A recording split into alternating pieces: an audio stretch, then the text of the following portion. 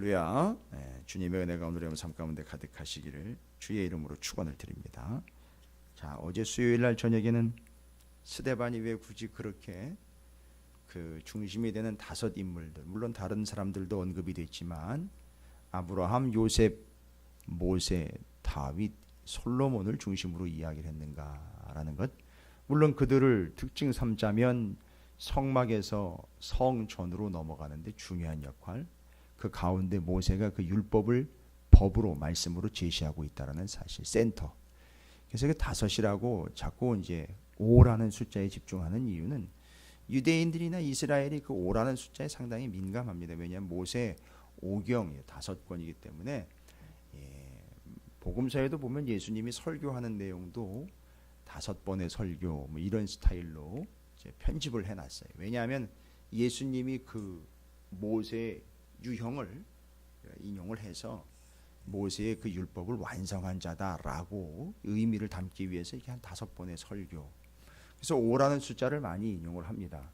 근데 지금 스데반 같은 경우도 그 개념을 이해를 하는 거겠죠. 물론 이제 누가가 기록을 했지만 그렇게 모세를 중심으로 앞에 두 인물과 뒤에 두 인물, 물론 그가 스데반이 그렇게 그 중심적인 인물들을 어떤 근거로 그들을 중요한 가치로 여겨서 공회원들 앞에서 1대 70으로 지금 설교를 하고 있는지, 물론 그들은 스데반처럼 하나님의 말씀이 왕성하여 말씀과 기도에 전념했던 바로 믿음의 선진들을 이해를 이야기한 거죠. 그런데 그 후손인 여기 공회원들과 거기 모여있는 사람들은 전혀 그렇지 않은 것에 대한 자격지심과 그것을 지적하고 있는 스데반의 말씀의 날카로움 때문에 그들이 반응이 영 시원찮습니다. 그래서 그 다섯 인물들로 중심이 돼서 성경을 쭉 설교하고 난 다음에 어제 저녁에는 제가 자세하게 그 부분은 얘기 드리지 않았지만 거기 모여있던 왕성하지 못한 자들의 특징에 대해서 이렇게 설명을 하지요. 공회원들과 거기 모여 있었던 왕성하지 못하며 말씀과 기도에 전념하지 아니하고, 그렇죠, 무엇인가 말씀 제쳐놓고 일을 일삼고 있었던 자들에게 이야기한 거잖아요. 우리의 삶은요 늘상 그렇습니다. 오직 그 하나 그거 제쳐놓고 일을 일삼고 있습니다. 원래 우리의 삶은 일을 제쳐놓고 하나를 일삼아야 하는데 우리의 인생은 그 하나를 제쳐놓고 일을 일삼고 있어요. 너무 바쁘지요. 바로 그 하나가 하나님의 말씀이라는 것을 성경이 이야기했어요. 그런데 그 하나를 제쳐놓고 일을 일삼고 있는 그 공회원들과 거기에 모여 있었던 유대인들, 그들이 왕성하지 못하다라는 증거가 바로 51절부터 쭉 뒤로 정리가 됩니다. 51, 52, 53절에 각각 절마다 구구절절이 그들이 왕성하지 못한, 아욱산업, 자라지도 못하고 성숙하지도 못하고 온전하지도 못한 모습들이 소개가 되고 있습니다.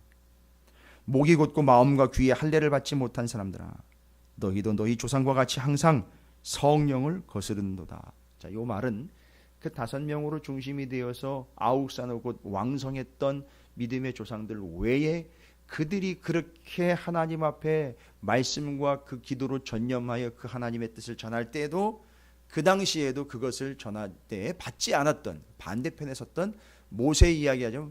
모세를 그렇게 거슬렀던 그 백성들, 반역했던 백성들, 전염병에 죽어나가는 백성들, 바로 그들 이야기합니다. 너희는 바로 그들과 같이 항상 성령을 거스르고 있구나. 예, 맞습니다. 아욱산호하지 못한 이들의 특징은 자꾸 거스릅니다. 거슬리는 게 아니라 스스로가 거슬러요. 자꾸 거슬러 갑니다. 52절에 너희 조상들이 선지자들 중 누구를 박해하지 않았느냐. 하나님의 말씀을 전하는 자를 되려 박해합니다. 말씀을 왕성케 하기 위하여 온 그들을 박해하여 말씀의 씨를 말려버렸다는 얘기 아니겠습니까? 게다가 53절에 너희는 천사가 전한 율법을 받고도 지키지 아니하였다. 그래서 아욱산호하지 못하는 그들의 모습을 소개하고 있습니다. 자, 이 말을 듣고는 바로 오늘 새벽 본문입니다. 54절에 그들이 이 말을 듣고 마음에 찔려서 이를 어찌할꼬 라고 반응을 하지를 않고 그를 향하여 이를 갈았다라고 나와 있습니다. 여기 이를 갈았다라는 말이 담고 있는 뜻은 물어뜯다 씹다 이런 뜻입니다. 아주 이를 바득바득 갈면서 내 저덤을 물어 씹어가지고 잘근잘근 아주 조자리를 내겠다 뭐 이런 표현인 겁니다. 좀 심하게 이야기합니다.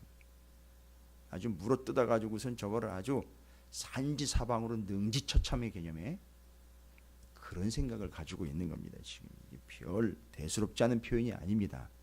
이를 갈거늘. 그러나 그들은 그러고 있지만 스데반은요 성령이 충만하여 하늘을 우러러 주목하여 하나님의 영광과 및 예수께서 하나님 우편에 서신 것을 보았다라고 말하고 있습니다. 여러분 지금 이 54절부터 60절의 본문의 마지막 스데반의 모습 속에서 몇몇 존재들이 등장을 합니다. 바로 그 공회원들, 예수님, 스데반, 중요한 한 사람이 또 등장하죠. 사울이라 하는 청년이 등장을 해요. 아이 짧은 본문인데 등장할 사람들은 다 등장했어요.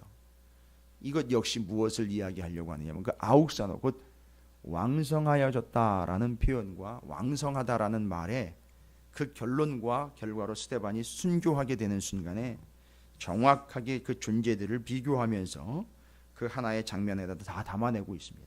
그래서 아주 격렬하게 그 왕성하지 못한 공회원들과 스데반을 이제 죽이려고 덤비고 있고 이를 갈고 있고 마음을 원통하게 생각하고 있는 이들과 그 다음에 이제 등장하고 있는 분이 바로 예수 그리스도이십니다. 여러분 왕성하게 된 자와 왕성하지 못한 자의 분명한 차이가 나오고 있고 그들의 마지막 모습이 지금 기록이 되어 있는데 그 왕성한 자인 스데반의 마지막 모습에 예수께서 하나님 우편에 여러분 이 다른 본문에 보면 예수 그리스도께서는 하나님 보좌 우편에 어떻게 하고 계신다라고 그랬죠. 앉아 계신다 그랬어요. 여러분 히브리서 좀만 기억하시면 제가 그 말씀드렸어요.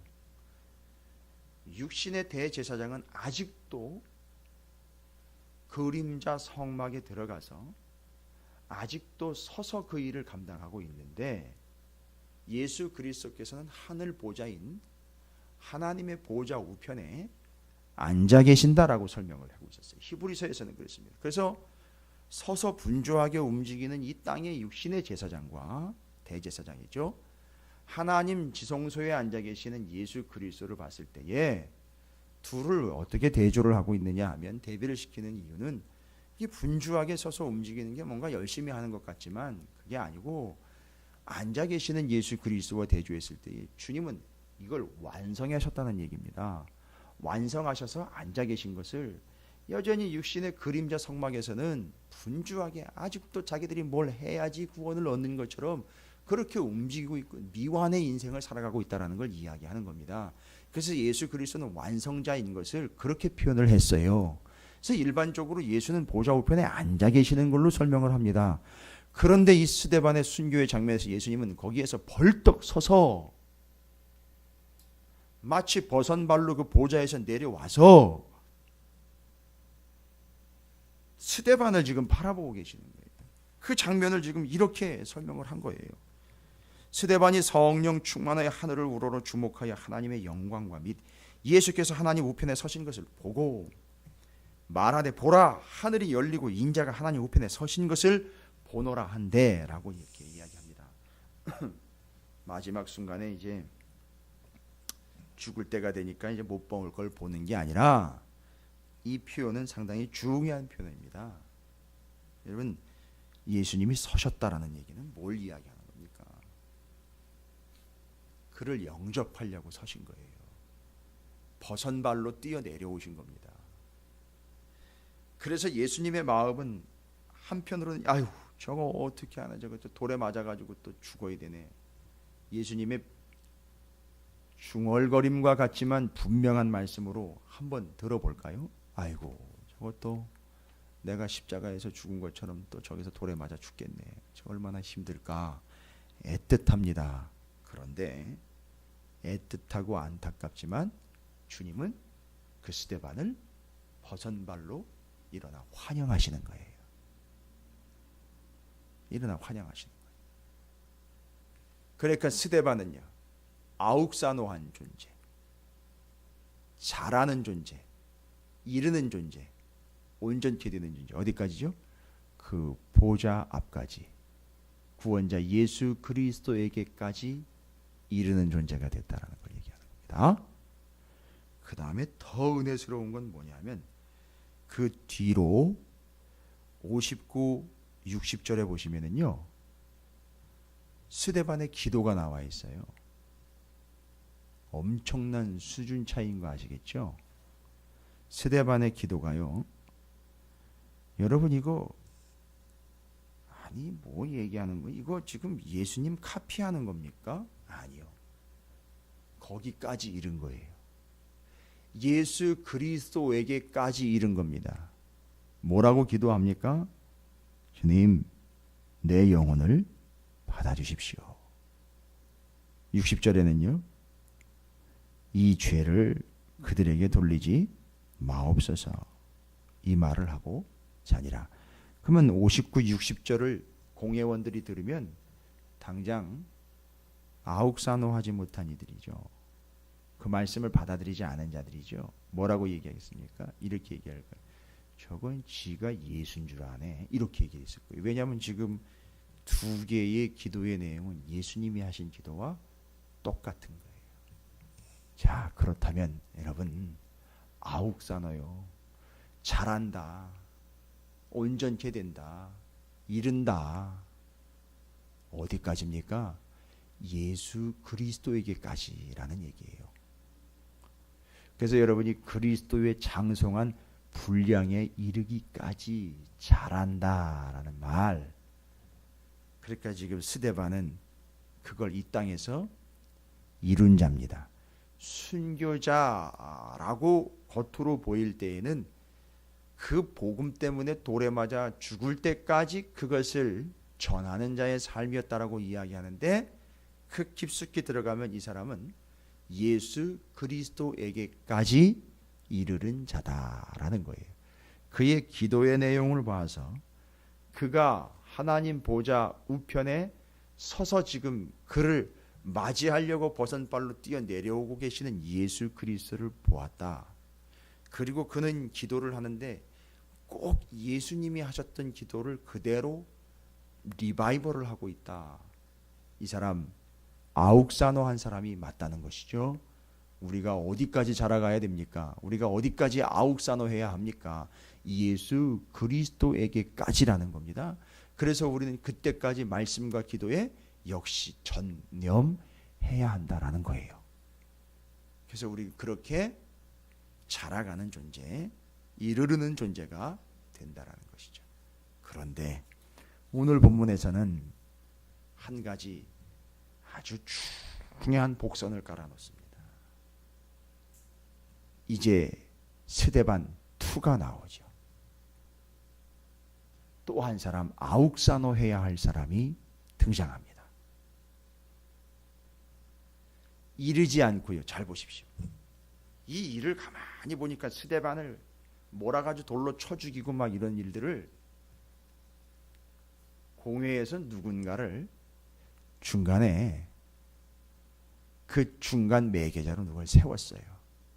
이걸 깔끔하게. 그러니까 공회원들은 손 안 대고 코 풀고 중간에 인정해주는 척하면서 누군가를 세웠어요. 그래서 그 사람이 처리를 다 합니다. 이 일 처리를요. 알고 봤더니 이 모든 일들을 다 조작해가지고선 그것을 통솔했던 사람이 등장을 해요. 알고 봤더니 공회원들이 집단적으로 했다기보다는 공회원들은 결정을 했고 이 일을 처리하는데 처리자, 처리꾼으로 누굴 불렀느냐 하면 여기 나와 있는 사울이라 하는 청년의 발 앞에 두었다라고 이야기를 하고 있죠. 그래서 그 사람이 모든 것들을, 이 일들을 다 주관하고 조절하고 있었다라는 것을 뭘 통해서 알 수 있습니까? 그 돌로 치고 죽인들이 옷을 벗어 사울이라는 청년 발 앞에 두었다. 요 행위입니다. 자, 봤지요? 우리 다 했습니다. 시키는 대로 했고 잘했지요? 끝났습니다. 딱 손 터는 겁니다. 그게 누구한테 와가지고 그 일하냐면 사울한테 왔어요.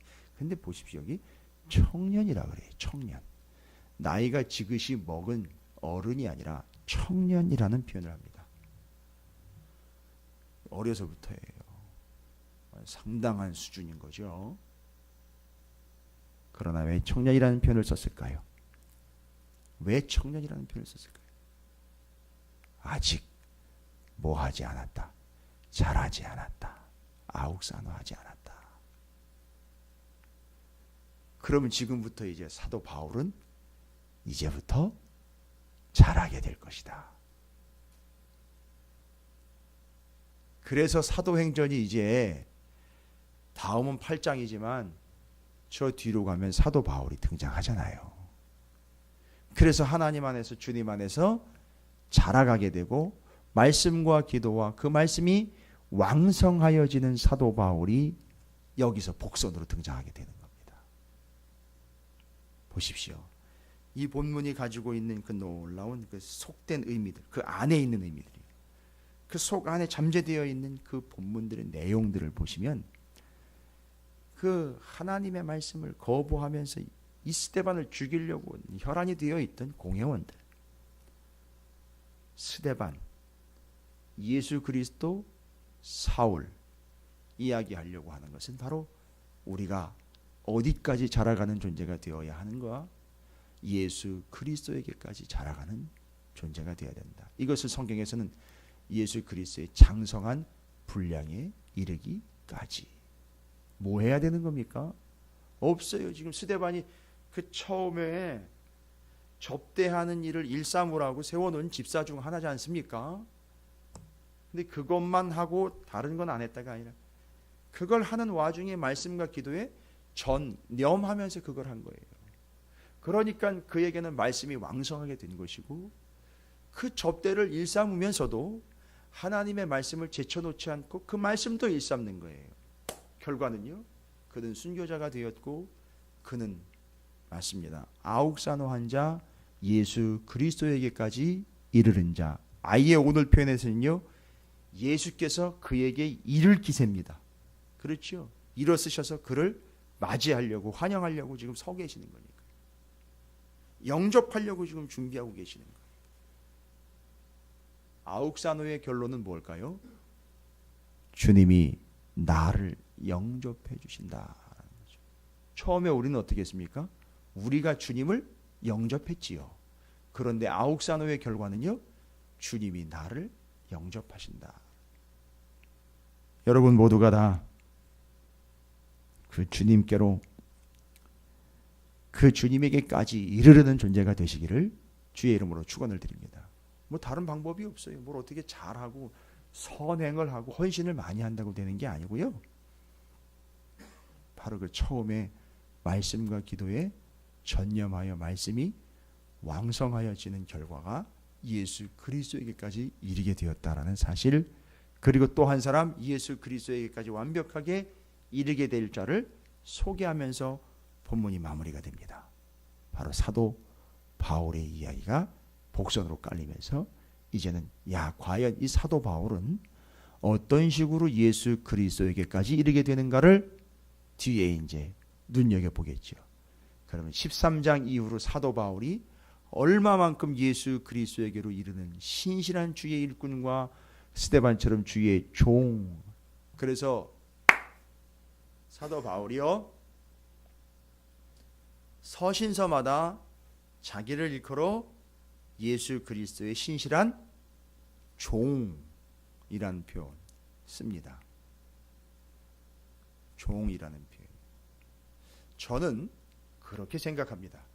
그 종, 디아코노스, 집사, 수종드는 자, 신하, 이걸 단순히 권위와 권력과 관련된 용어로 쓰지 않고 충분히 성경 말씀을 통해서 역사적인 증거를 통해서 자기가 직접 죽여버린 하나님의 종, 하나님의 신실한 신하, 그 표정이 천사와 같이 비장하여 하나님의 명령을 생명을 걸고 지켜내려고 했던 스데반이 사도 바울에게 엄청난 영향을 주었을 것은 분명합니다.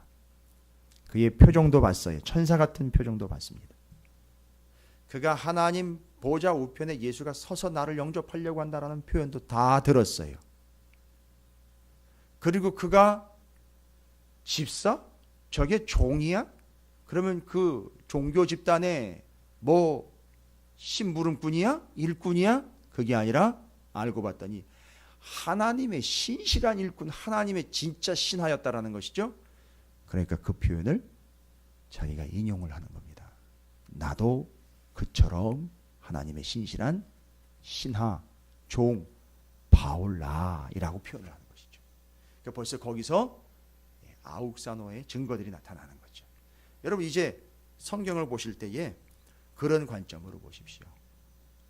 복음이 어디로 어떻게 퍼져가는지도 상당히 중요하지만 그걸 전하는 사도 바울이 얼마만큼 어디에까지 아욱사노하고 그렇게 어떤 증거들로 나타나는지를 사도행전이 끝날 때까지 하면 사도 바울의 선교 여정을 보시면서 사도 바울이 와 이런 모습이 바로 이게 잘하는 모습이고 그리스도에까지 이른 모습이구나 계속 눈여겨보십시오. 아마 큰 은혜가 되실 겁니다. 우리 모두가 다 그와 같이 예수 그리스도에게까지 자라 그리스도의 장성한 분량에 이르는 말씀과 기도의 전념한 말씀이 왕성한 스데반과 같은 바울과 같은 여러분 모두가 되시기를 주님의 이름으로 축원을 드립니다.